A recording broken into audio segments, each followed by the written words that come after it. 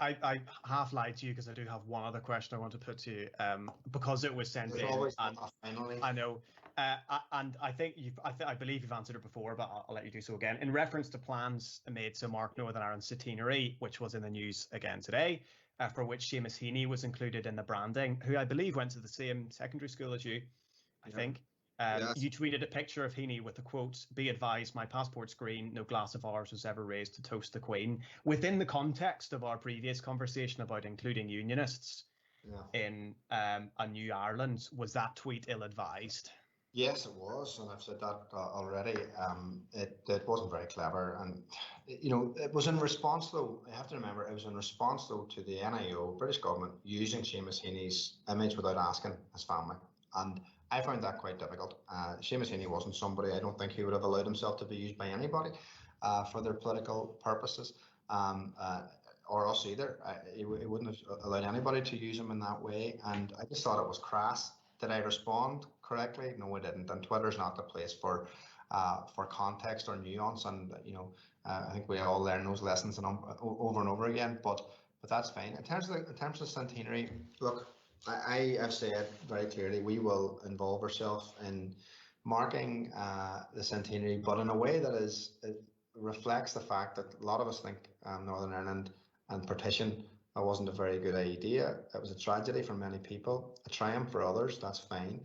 But we would like to have a discussion about how it all has worked out, rather than and you have to remember, I met the British government a number of times over last summer and said very clearly, we would engage, but don't talk about celebrating. Don't talk about, because that just immediately makes it very difficult for people whose political philosophy is rooted in the fact that we think partition was a bad idea. But they went ahead and sent me a letter, invited me onto the forum, talking about how they're going to celebrate Northern Ireland, and that was just crass. And it's about. Is there not a distinction, though, Colum, between celebrating partition and celebrating Northern Ireland?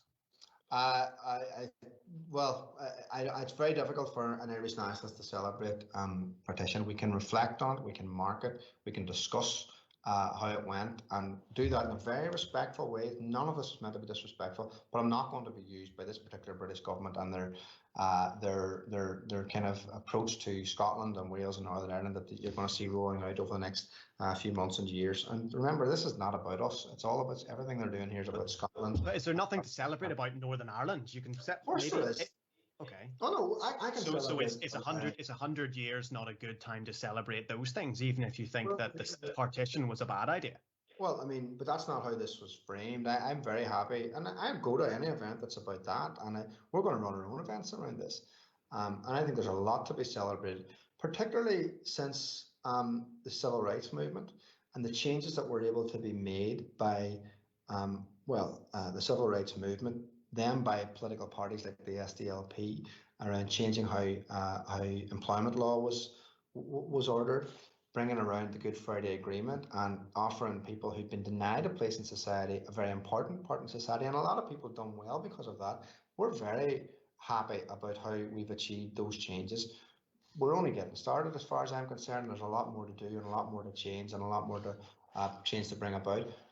But I don't think anybody from my perspective is going to celebrate partition, and this was a missed opportunity in my view. And I made it very clear that we would have been prepared to be involved in a much more reflective celebration. And by the way, I totally respect anybody's right to celebrate whatever they want, and that's fair. And this is a place made up of different views, but that's my view, and I think it's frankly fair enough to hold it. But we will engage respectfully and reflect in a reflective kind of way about the 100 years that we've had, and it'll be for us about looking forward to the next 100.